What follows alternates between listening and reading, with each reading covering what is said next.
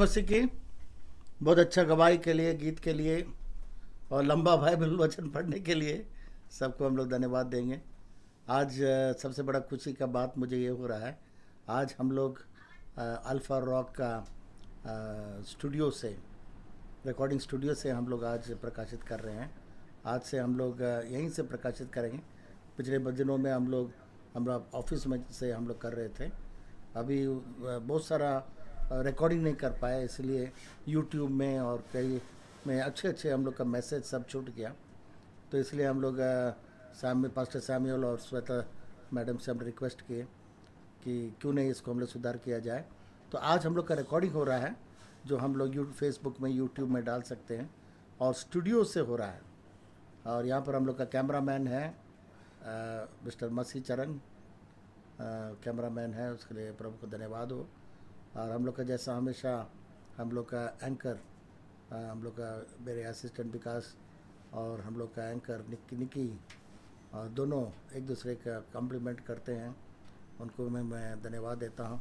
बहुत ही अच्छा एंकर्स हैं।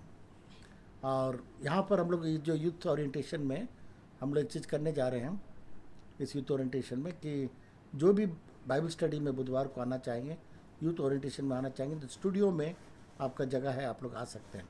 मैंने देखा बहुत सारा प्रोग्राम गॉड टीवी वगैरह में लोग स्टूडियो में करते हैं और लोग स्टूडियो में वचन सुनने के लिए आते हैं। तो आप मोबाइल से भी सुन सकते हैं, और किसी कारणवश अगर मोबाइल में नहीं सुन पाते हैं, आप आकर के आमने सामने बैठ के सुनना चाहते हैं, यू आर मोस्ट वेलकम। आइए आज का वचन को हम लोग देखेंगे। हालांकि ये बहुत लंबा चैप्टर है, मैं इसलिए उसको दोबारा दोहराना नहीं चाहूँगा। मैं इसको शॉर्ट में केवल कुछ पॉइंट जो परमेश्वर ने मुझे बताया उसको मैं आपके सामने रखते हुए आगे जाऊँगा। आइए हम लोग प्रार्थना करें। प्रभु, हम लोग प्रार्थना करते हैं, हम लोग आत्मिक आंख को खोल, ताकि आपका सत्य वचन को और गहराई से हम लोग जानने पाए, परमेश्वर को हम लोग जानने पाए, परमेश्वर लोगों के साथ कैसे वार्तालाप किया उसको हम लोग जानने पाए। यही हम लोग का प्रार्थना और विनती है प्रभु, यीशु के नाम से, आमीन। यहाँ पर हम लोग देखते हैं, जब ईसा 40 साल का हुआ और उसने अन्य जाति में से जो उनके माँ बाप का पसंद में नहीं था, उन लोगों से जा कर के उन लोगों का बेटी से वो शादी किया। एक तरह से अविश्वासी को जा कर के शादी किया। ये एक विश्वासी लड़का था, परंतु अविश्वासी के साथ में शादी किया, और इसके कारण बहुत सारा समस्या उसके घर के अंदर में आ गया। इंग्लिश में लिखा हुआ, which were a grief of mind into Isaac and Rebekah. इसहाक और रेबेका को बहुत दुख का कारण हो गया, और क्योंकि उसने जा कर के इस औरत से शादी किया, और इसलिए ये लोग बहुत खेद हुआ उन लोग के जीवन के अंदर बहुत। अब जानते हैं कि शादी जो होता है, ये हमेशा एक चीज़ है कि माँ बाप के मंजूरी से होना बहुत अच्छा रहता है। और अगर जब हम लोग गलती करते हैं तो माँ बाप को भी दुख हो जाता है, माँ बाप कुछ बोल नहीं पाते हैं। और शादी जो है, पूरा परिवार में शांति होना चाहिए, माँ बाप को शांति होना चाहिए, जो शादी करे उनको भी शांति होना चाहिए, उस घर के अंदर में शांति होना चाहिए।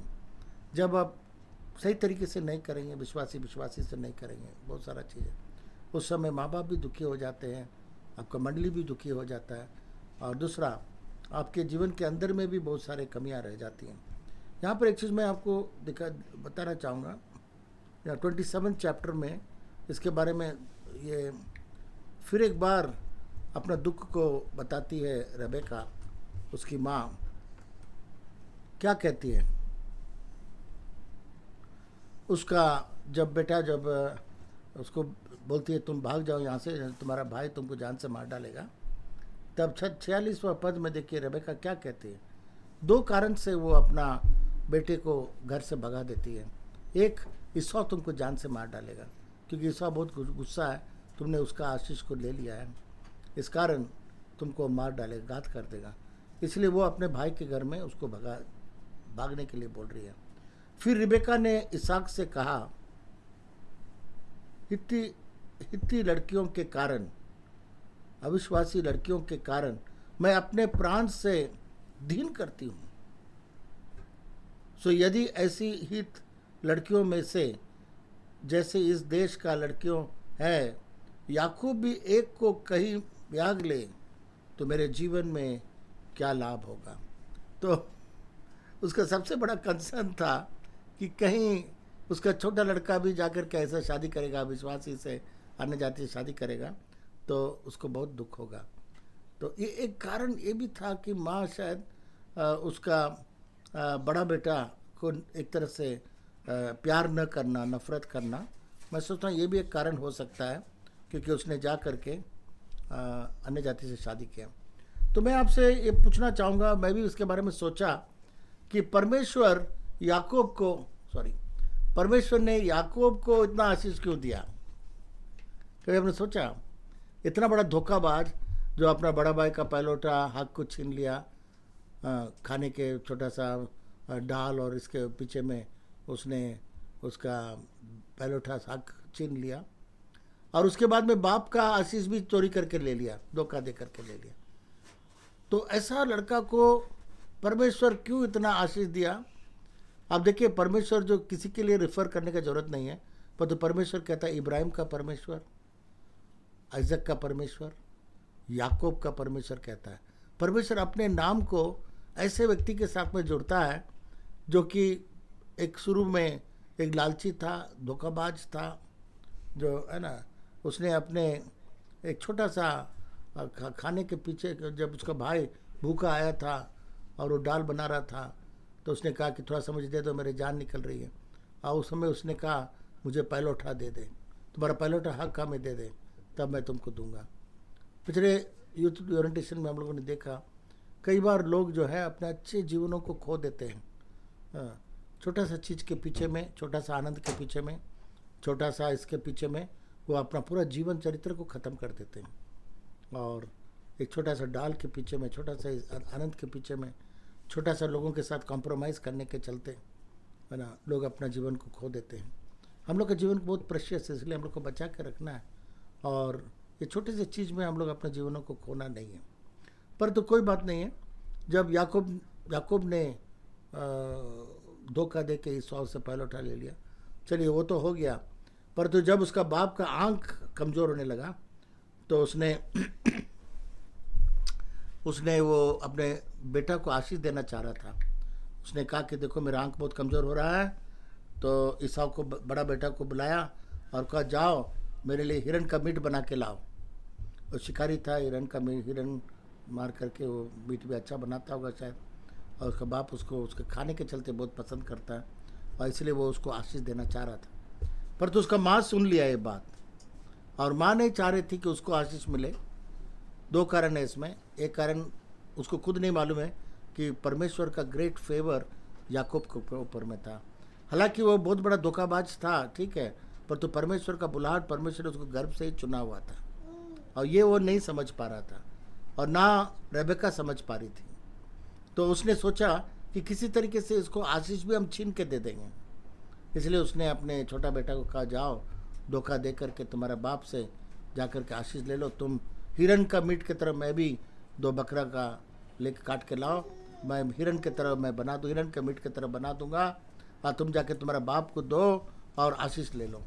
तब वो बताती है मैं तो पकड़ा जाऊंगा, मेरे आवाज़ नहीं मिलता है, मेरे शरीर में पूरा बाल नहीं है, ईसाऊ का बाल है, पर मेरा बाप हमको देख कर कहीं श्राप न दे दें।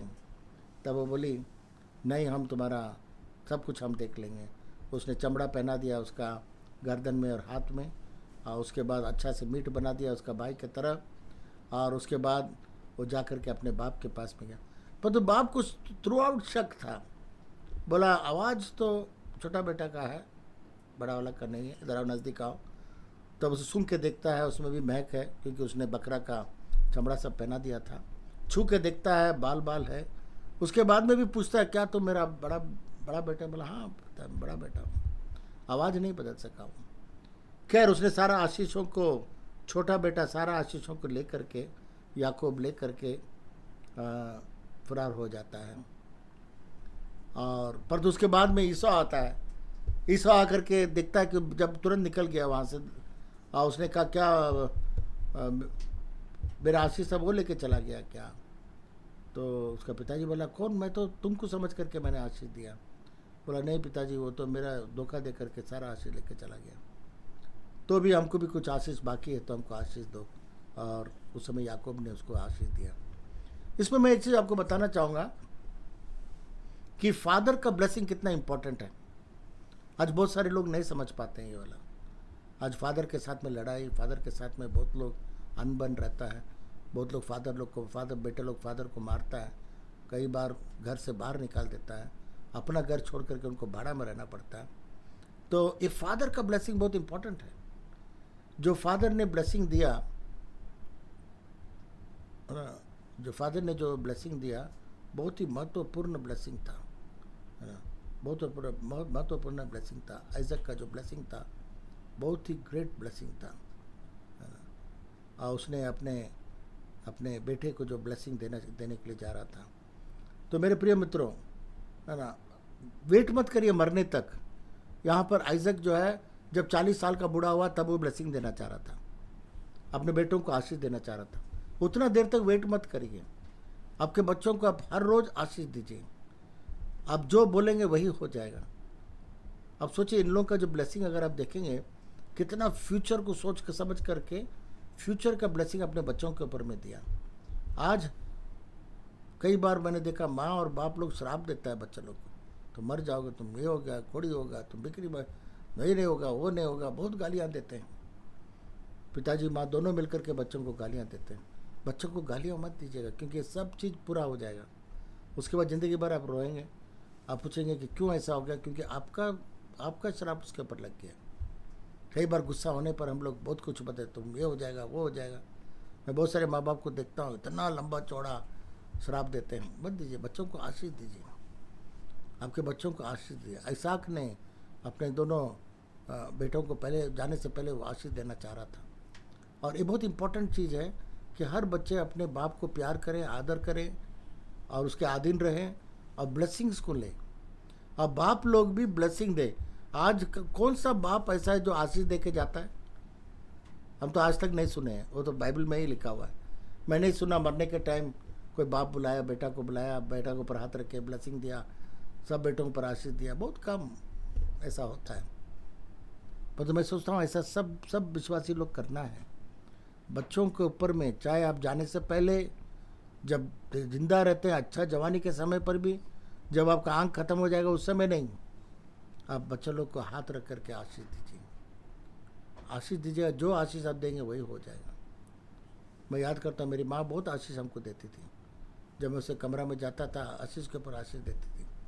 बच्चों को आशीष दीजिए, और जो आप बोलेंगे वही हो जाएगा।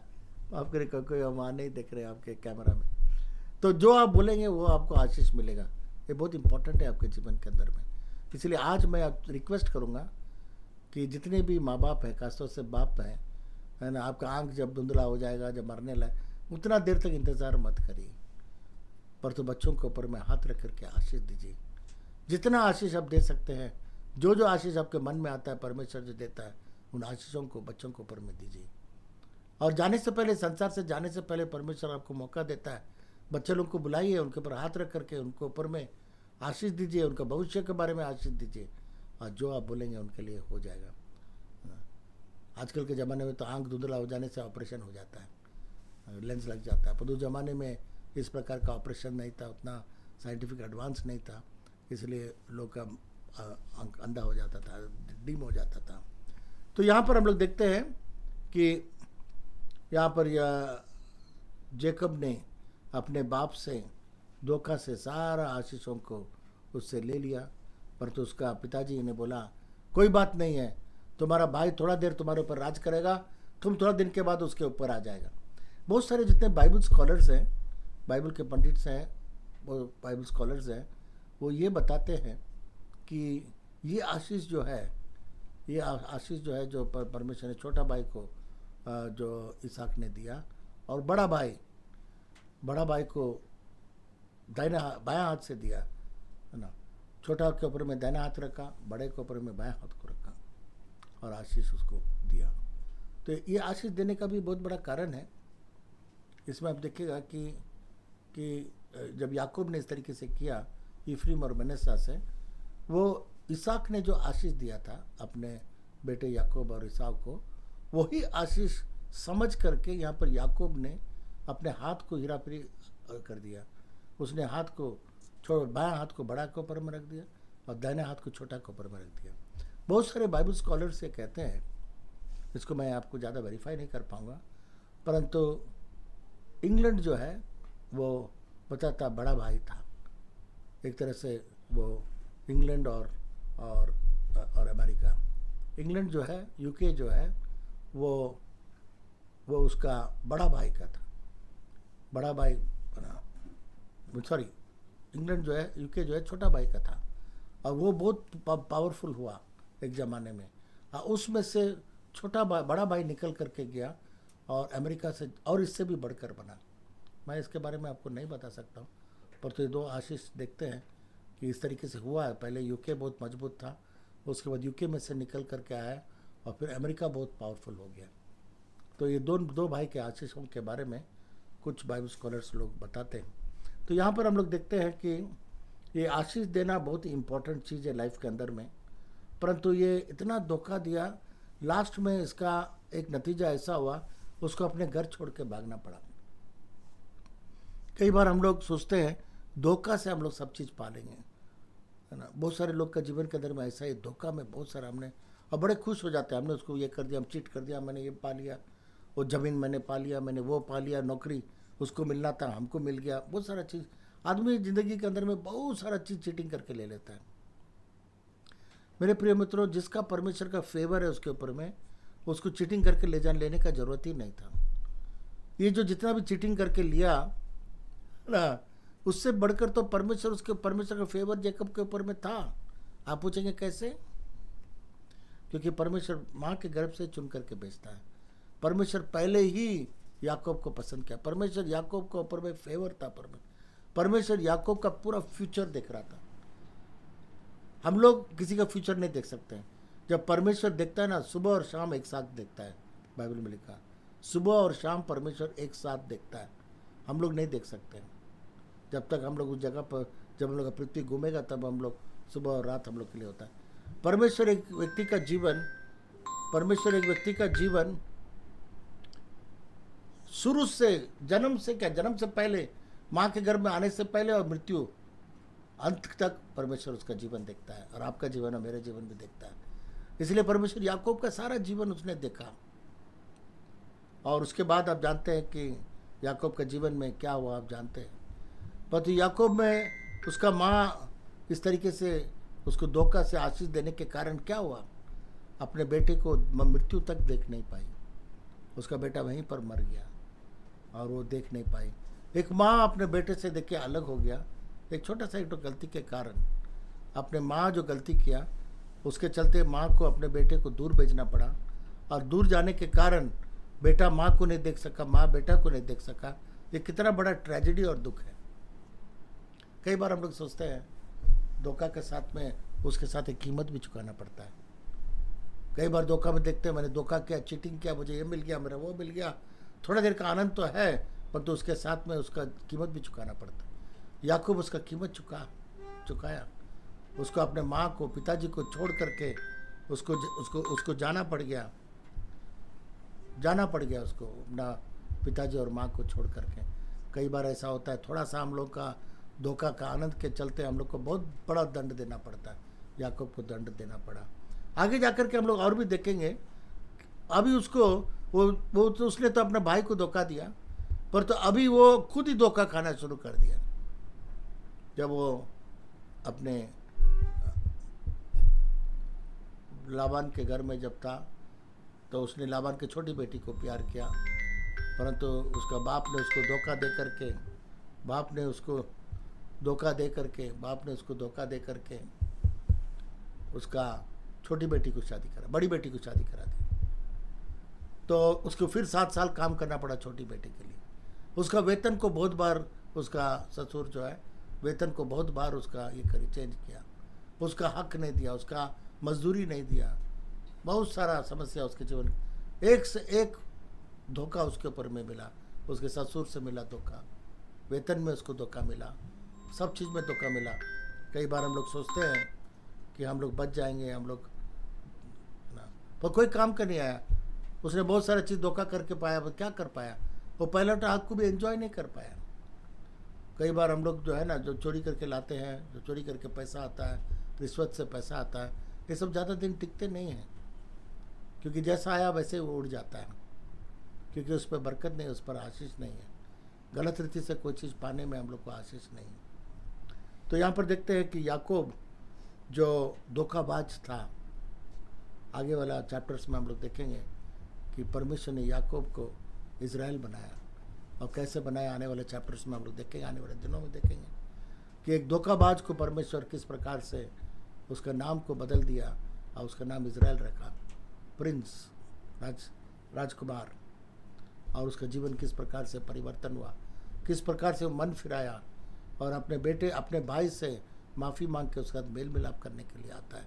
मेरे प्रिय मित्रों, चाहे आजकल भाई भाई में लड़ाई, भाई बहन में लड़ाई, एक दूसरे से बोलना नहीं है, पर तो ऐसा मत रखिए, क्षमा करने का ज़रूरत है, अपने भाई को क्षमा करने का ज़रूरत है। याकूब ने विचार किया, मैं अपने भाई के पास जाऊंगा और जितना कुछ मैंने धोखा दे के उससे लिया, उससे अधिक मैं उसको वापस लौटाऊंगा। और उसने बहुत सारे जानवरों को सब इनाम के रूप में पहले भेज दिया अपना भाई के पास, ये दिखाने के लिए मैं पश्चाताप कर लिया हूँ, मैंने तुमसे बहुत सारा चीज़ धोखा करके लिया हूँ, मैं इसको वापस कई गुना देता हूँ। बाइबल के अंदर में हम लोग देख रहे हैं जब टैक्स कलेक्टर, जब उसके जीवन के अंदर में प्रभु यीशु मसीह आ गया, उसने बोला जो भी मैं गलत रीति से लिया 4 गुना मैं वापस लूँगा, 4 गुना मैं वापस लूँगा, और अपने संपत्ति को गरीबों को बांट दिया।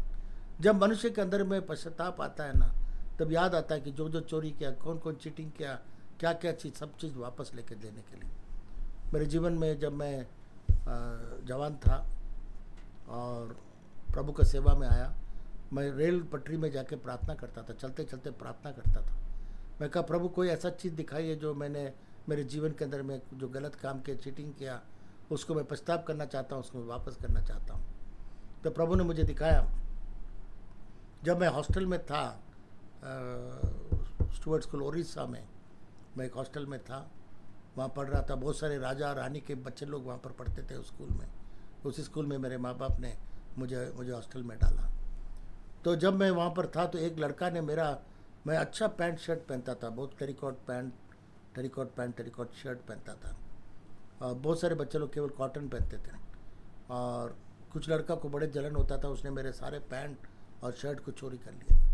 कुछ लोग, मैंने 3 डायमेंशनल स्टैम्प, उस ज़माने में बहुत कीमती स्टैम्प होता था, वो भी मेरा सब चोरी कर लिया।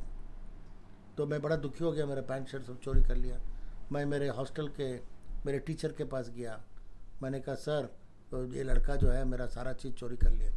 तो वो क्या बोला मालूम है, वो बोला उसका चोरी करके हमको दे दीजिएगा, हम ले जाके मेरे नौकर को दे दूँगा। मैं भी उसका चोरी करके उसको दे दिया, नौकर को जाके देने के लिए। दिल में कभी कभी सोचते हैं कि हम बदला ले लिया, उसका वो किया तो ऐसा वो किया, पर दिल में शांति नहीं है। मैं प्रार्थना किया प्रभु से, प्रभु मैं एक बहुत बड़ा गलती काम किया हूँ, है ना, ऐसा मुझे नहीं करना था, मुझे क्षमा किया। और उसी तरीके से मुझे याद है कि जब मैं इंजीनियरिंग का परीक्षा दे रहा था, ऑटोमोबाइल इंजीनियरिंग का परीक्षा दे रहा था, तो उसमें कुछ चीटिंग किया मैंने, तो मुझे बड़ा ख़राब लगा कि ऐसा चीटिंग किया। तो मैंने चिट्ठी लिखा मेरे इंजीनियरिंग कॉलेज को कि मैंने चीटिंग किया करके। तो वहाँ पर मैं सोचा हो सकता है मेरा, क्योंकि फर्स्ट डिवीज़न में मैं पास किया, मैं सोचा हो सकता है मेरा सर्टिफिकेट वापस ले लेगा। पर तो मैं तैयार था, मैं कहा कि मैंने गलती किया, मैं क्षमा मांगना है। मैंने अपने यूनिवर्सिटी को लिखा, मेरे कॉलेज को लिखा कि मैंने गलती काम किया है, अब जो दंड देना चाहेंगे मुझे। उन्होंने वहाँ से लिखा, वो लोग क्रिश्चियन डायरेक्टर्स थे, और उन्होंने कहा कि हम लोग बहुत खुश हैं कि आपने रिपेंट किया है, आपने पछताव किया है, हम लोग क्षमा करते हैं, और परमेश्वर भी आपको क्षमा किया है, आप शांति से रहिए। तो उसके बाद याद करता, मैं जब छोटा सा लड़का था तो मेरे को सेंट थॉमस स्कूल था हावड़ा में, वहाँ पर मैं डे स्कॉलर रूप से पढ़ता था। तो हम लोग थोड़ा सा सुबह आ जाते थे स्कूल में, तो वहाँ पर एक गुंगनी मुड़ी और मिठाई उठाई, चॉकलेट वगैरह बेचता था एक आदमी, और वो सब ले जा करके एक अलमेरा में रख देता था। तो सुबह सुबह पहुँचते हम लोग देखा है तो अलमेरा में रखा हुआ, पर तो अलमेरा में थोड़ा सा जगह है जिसमें हाथ डाल के सब निकाल सकते हैं। तो मैं सुबह में जाता था वहाँ पर, हाथ डाल करके मिठाई लेके खा लेता था। ये मुझे याद नहीं था। जब मैं प्रार्थना किया प्रभु से, प्रभु हमको दिखा कि मेरे जीवन के अंदर में मैं कुछ चीटिंग किया, कुछ गलत काम किया, मुझे यहाँ प्रकट कर। प्रभु ने हमको दिखाया कि तुम अलमेरा में से तुम उस आदमी का सब चॉकलेट वगैरह चोरी करके खा लेते थे। तो उसके लिए भी मैंने अपने प्रिंसिपल को चिट्ठी लिखा कि ऐसा ऐसा मैंने गलती काम किया, मुझे माफ़ करिएगा, उस समय मुझे उतना सोच नहीं था, मैंने काम किया, मुझे क्षमा, मैं रिपेंट करता हूँ उसको। जब मुझे शांति मिला, जब हम लोग रिपेंट करते हैं तो शांति मिलता है, मेल मिलाप करने से हम लोग को शांति मिलता है। दिल बड़ कठोर करके नहीं रहना है, एक दूसरे से माफ़ी मांगने का ज़रूरत है। मुझे एक और चीज़ याद है, जब मैं सर्विस इंजीनियर का पोस्ट में था मथुरा में, एक कारखाना में, एस्कॉर्ट्स मथुरा ट्रैक्टर्स में मैं काम कर रहा था। तो वहाँ पर मुझे कंपनी ने ट्रेनिंग के लिए भेजा था, तो उसने एक बहुत अच्छा किताब दिया, मैनुअल, है ना, ट्रैक्टर का मैनुअल। और मैनुअल बहुत इंपॉर्टेंट होता है, हर इंजीनियर को मैनुअल बहुत ज़रूरी है ट्रैक्टर को ठीक करने में, बहुत सारा चीज़ में। जब मैं वहाँ से आया, वो किताब में देखा, बहुत अच्छा किताब है, ये कहीं बाज़ार में भी उतना नहीं मिलेगा, इसको मैंने मेरे पास रख लिया।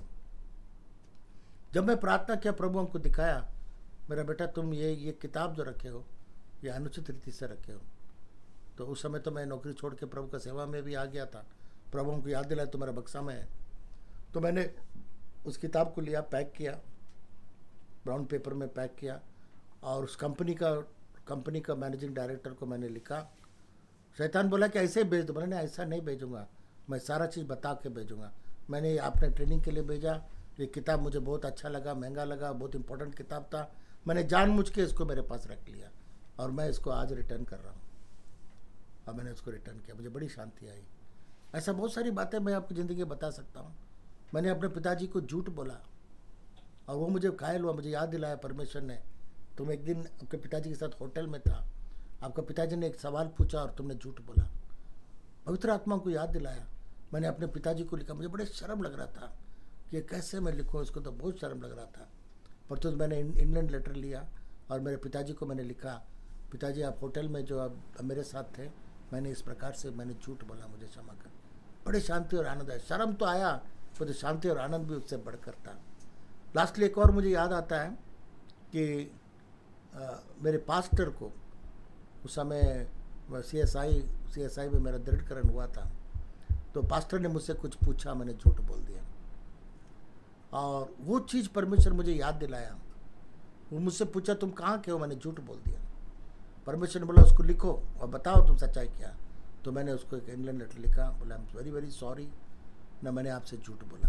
मेरे प्रिय मित्रों, जब परमेश्वर का काम हम लोग के जीवन में आएगा ना, तो हम लोग उसको रेक्टिफाई करने जाएंगे, उसको हम लोग सही करने के लिए कोशिश करेंगे, तो परमेश्वर का शांति हम लोग के अंदर में आएगा, पीस ऑफ गॉड हम लोग के अंदर जब आएगा, जब हम लोग सारे जितने हम लोगों ने गलत काम किए हैं, जब प्रभु से क्षमा मांगे उसको रेक्टिफाई करेंगे, तब बड़ा शांति हम लोग के दिल के अंदर में आता है, जो मैं आपको नहीं बता सकता हूँ। बहुत आनंद, प्रार्थना करने में आनंद आएगा, परमेश्वर संगति करने में आनंद है, सारा चीज़ में आनंद आएगा।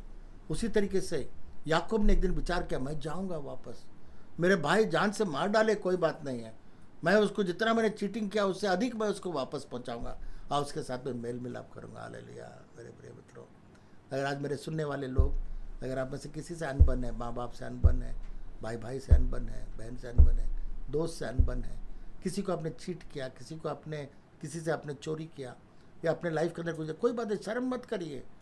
शर्म करने से परमेश्वर से कभी भी आप अच्छा संगति नहीं कर सकते।